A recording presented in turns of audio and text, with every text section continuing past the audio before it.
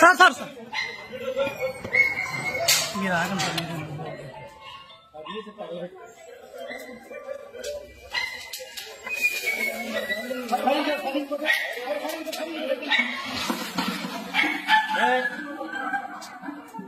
ఏం చేస్తా ఉన్నా దానికి?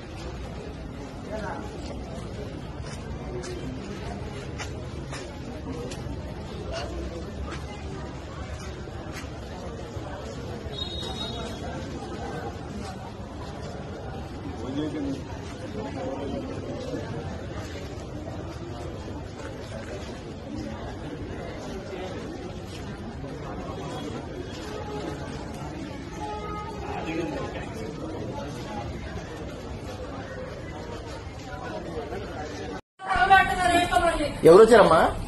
ఎవరు వచ్చారు?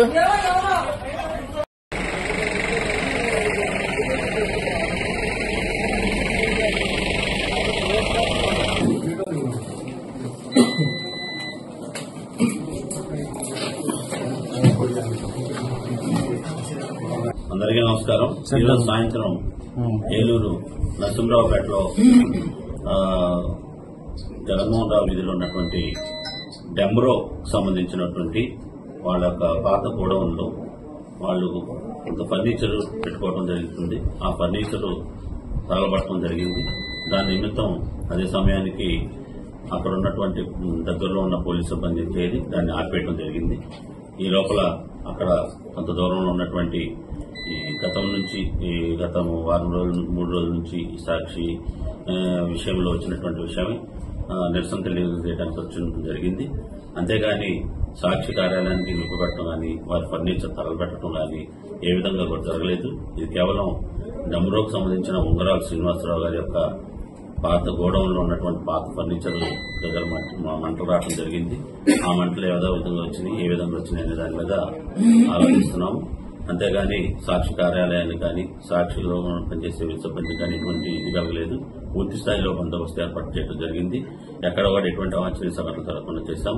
అదేవిధంగా ఏదైతే అక్కడ నిరసన జరపడానికి వచ్చిన వ్యక్తులు కూడా ఆ సమయానికి ఆ యొక్క ప్రదేశానికి సుమారుగా 200 మీటర్ల దూరంలో ఉండటం కూడా జరిగింది.